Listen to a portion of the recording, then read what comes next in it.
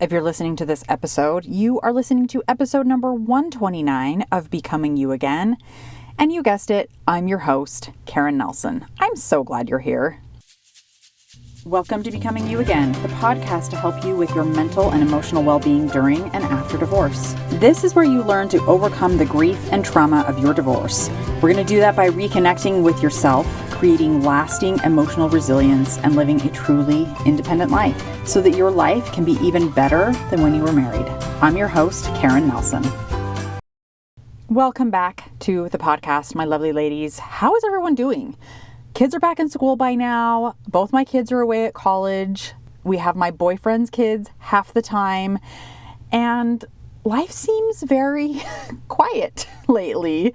I gotta say, it is very different and I am figuring out how to adjust. But at times it is great and at other times it is difficult. And I'm just trying to feel my way through this new transition in my life. I would love to hear how you're all doing. Feel free to come message me on Instagram at Karen Nelson Coaching and just kind of let me know what's going on in your life. I love chatting with the podcast listeners, so come let me know what's going on in your lives. Speaking of Instagram, which is kind of a nice little segue into today's podcast episode, I was scrolling through Instagram the other day and a picture popped up in my feed of a very famous couple that had been together for many, many, many years, not even just in Hollywood standards, but just like in regular human lives standards. And they were announcing the end of their marriage. They were announcing that they were getting divorced to the world, basically. And my first reaction was like, oh my God, I am shook. Those two have been together forever and they seemed so happy. Now, let's give a little context to this story. These are people I do not know. I know literally nothing about them except what they've shown me on social media that I see every so often in pictures of them at movie premieres or something that they've posted on perhaps social media that seems to just pop up into my feed. I don't even follow either of these people. You know how when you're scrolling through social media, things that you don't follow sometimes will just pop up for you. So that's how this was. And yet my initial thoughts were, they seem so happy. This is so sad. I can't believe they're breaking up. But we all do this, right? We all have these narratives of what we think other people's lives are like. We do this. And this is not what the podcast is about, this idea of building narratives around people's lives that we literally know nothing about. Although I definitely should do a podcast on that someday because we do that. And it makes our lives much harder because then we compare those lives, those fake narratives to our own lives, and we make things so much worse for us. We make our lives seem so much worse, but I digress. And so I'm sitting there, I'm thinking about this, a little time has passed, and I'm kind of thinking about this idea of these two people getting a divorce. And I just kept questioning, like, why I thought this was such a big deal. Why do we as a society feel like we have to put so much emphasis on these types of relationships, on marriages breaking up, on breakups in general? And why we look at divorce as being such a terrible, sad tragedy in everyday society. And then I took a beat and I was like, hang on. And I kind of remembered who I am and what I do for a living. And I'm like, you're a divorce grief coach. I was like, I don't actually agree that divorce is a terrible, sad tragedy. Like there may have been a time in my life when I did agree with that. But I don't anymore. And I sort of like it was almost like I had to give myself a little shake and a wake up call and be like, wait a minute. This idea that this is sad, that this is a tragedy, that this is a terrible thing is something that I've been socialized to believe. And I don't have to accept that any longer. I don't have to believe that any longer. In fact, I don't believe it any longer. Because going through my own divorce and working with every single one of my clients, all of my clients who have gone through a divorce, we have all either found or are finding so much more happiness, so much more fulfillment, so much more individual satisfaction in a multitude of different ways outside of our marriage, after our divorce, that I can't possibly continue to accept this idea that marriage is the ultimate goal, and if you get divorced, It basically means you are worth less than you were before that, than you were when you were married. And so that's kind of what I want to talk about today. I started kind of taking a closer look at socialization around marriage, around romantic relationships in general, and how these ideas that have been embedded in our culture make breakups, and especially divorce, that much harder to swallow, that much harder to deal with. And so what do I mean when I say socialization? I talk about this quite a lot in the podcast, especially probably within the last maybe like 20 or 30 episodes. I talk about socialization a lot, and you might be like, I just don't even know what that means. But socialization is basically how we are taught or how we learn to behave in certain ways that is socially acceptable. And so socialization around romantic relationships, around marriage, is particularly pervasive. And in this podcast, specifically, this one, episode number 129, I am going to be addressing romantic relationship socialization from the point of view of a woman or someone who has been socialized as a woman. And that is because I am a woman, all of my clients are women, and this is the perspective that I know and that I want to address. However, I want you to keep in mind that men also have been socialized in different ways around romantic relationships. I'm not really going to address those ideas in this podcast. I might do it in a future episode. I don't know. But just keep in mind, socialization goes both ways. And especially when it comes to romantic relationships, there's two sides of the same coin and all humans are affected by it. Okay? And so getting back to this idea of romantic relationship socialization, the ideas of what that means or what is socially acceptable when it comes to romantic relationships, they're everywhere.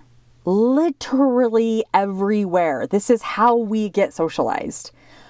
Through books, through television, through social media, through magazines, newspaper articles, magazine articles, movies.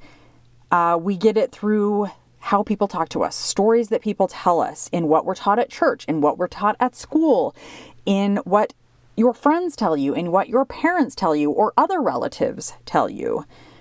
Even if you were never explicitly told that your place as a woman in this world is to get married, have babies, and raise kids, which is kind of like what I was taught as a child raised in the religion that I was raised in.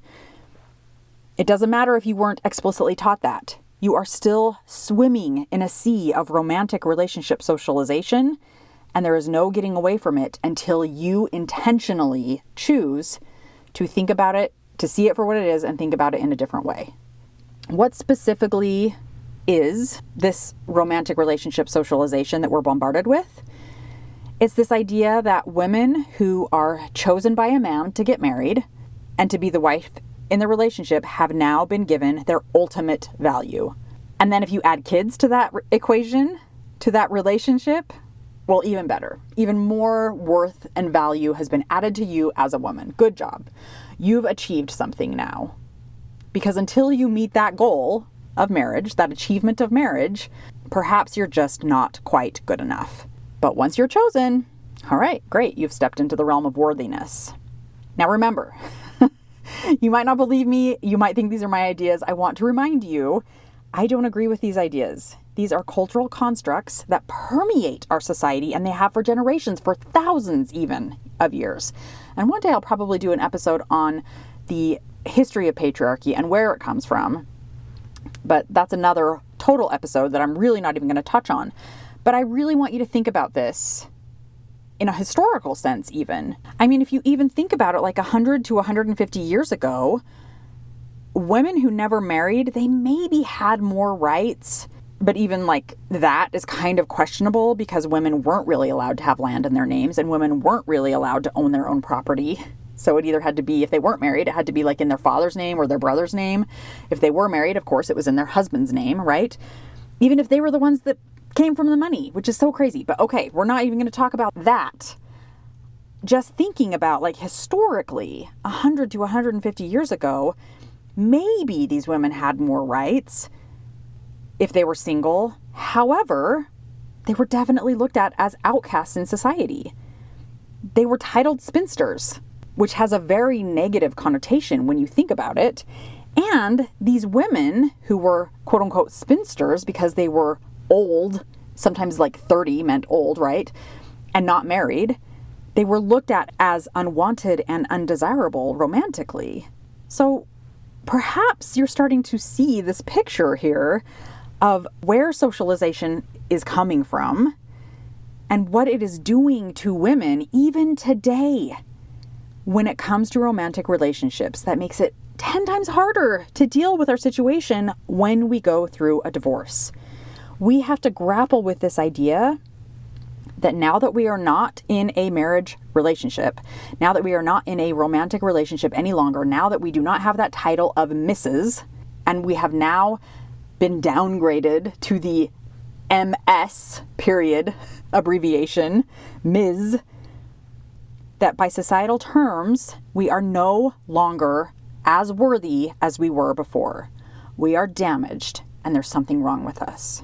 I mean, even if you look at this idea of like a single mom versus a single dad, just think about like this illustration that I'm going to give you. Let's say that you're in the grocery store and you see a single mom at a grocery store with all her kids. And by the way, in this scenario, we are just assuming for illustration's sake that the mom is a single mom with all of her kids and the dad that I'm going to talk about in a minute is also a single dad with all of his kids. I'm not saying that every woman you see in the store that has her kids with her is a single mom and vice versa with the dad. I'm just using that for illustration purposes. So just bear with me here, stay with me. Let's just get through this, okay? So let's say you see a mom and we're just assuming she's a single mom with all of her kids, right? What do we usually do when we see that? We either pity her and think, oh my gosh, that must be terrible. That must be so hard to be a single mom with all the kids. Or we're kind of mad about it, right? We're kind of like judgy.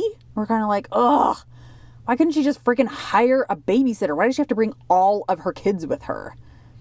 We're not even like coming in with any kind of compassion of like, oh, she's a single mom. She might be struggling to have a babysitter. She might not have enough money to have a babysitter. Maybe she's working 2 full-time jobs and this is the only time she gets with her kids. Like, we're not even thinking about those things. We just come in straight with judgment or pity, right? And then on the flip side, think about if you see the single dad in the store with his kids. What do we immediately do? We think, oh my gosh, that is so cute. What a good dad. He's taking his kids to the store and spending time with them. He's getting donuts. Oh my gosh, that is so cool that he is just stepping up to be such a good dad in his kids' lives. Do you see the difference? Do you see the difference of the socialization of what we as women are piled on? And I'm not saying men don't have it hard. They do. They have different things that they have to deal with. Again, I'm not talking about those ones today. Today we're just focusing on women. But this idea that we are worth less, not necessarily worthless, but worth less when we're divorced than we were when we were married. That is a socialized idea. And it is something that you do not have to accept. It is something that you do not have to take on and add that much more shame, that much more guilt, that much more pressure as you are going through your divorce. And so I want to get back to this idea that marriage is what seemingly gives women their ultimate worth, which again, cultural socialization is telling us that when we get divorced, it's taking our worth away. This is one of the reasons why our socialization around romantic relationships and the emphasis that we put on them culturally is making divorce feel so much heavier. It is making divorce feel so much more terrible. There's so much unspoken targeted pressure that gets heaped on women who go through a divorce. And I just want to say, like, it's not cool and it's not fair. Let's just lay that out right now. Yes, socialization sometimes is unfair and sometimes it sucks. And that is why we have to do our part to shuck off these stereotypes, the ideals that cultural socialization have piled on us and continue to pile on us. And then we get to decide for ourselves what we will accept and what we will buy into. You have a choice to accept it or not. And the more aware you are of it, the more aware of the ideas and the expectations that you're told you have to live up to, the easier it becomes to start to unwind from those ideas, to start to detach from those ideas, and you don't have to be entangled in them any longer. And don't get me wrong here. Like, I'm not saying that marriage is stupid or that you shouldn't get married or be married or that marriage is bad. I'm not saying that at all. I'm saying when you go to make choices in your life about marriage, about romantic relationships, about divorce, do it based on knowledge and understanding of what's really going on. Your individual worth and value as a woman does not increase if you are chosen by a man to get married. It does not decrease if you get divorced. You are not unworthy if you never get married in the first place or choose to not be in a relationship. Your value and your worth is inherent. Inherent means that it is your right. It is your privilege. It is something that you are born with. It's already permeating inside of you as part of you at full capacity the moment you are born. It can't increase. It can't decrease. Your worth and your value just are. They just are. So I want you to keep all of that in mind as you go through your divorce. Don't let this romantic relationship socialization make your divorce heavier, make it harder to bear. See it for what it is and do the work necessary to unwind this belief. You deserve it. You deserve to see and recognize your worth as is, whether you're married or divorced.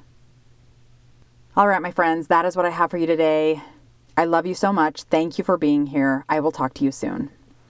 Hi friend, I'm so glad you're here and thanks for listening. I wanted to let you know that if you're wanting more, a way to make deeper, more lasting change, then working one-on-one with me as your coach may be exactly what you need. Together, we'll take everything you're learning in the podcast and implement it in your life with weekly coaching, real life practice, and practical guidance.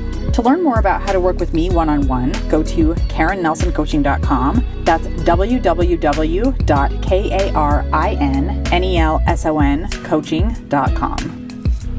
Thanks for listening. If this podcast agreed with you in any way, please take a minute to follow and give me a rating wherever you listen to podcasts. And for more details about how I can help you live an even better life than when you were married, make sure and check out the full show notes by clicking the link in the description.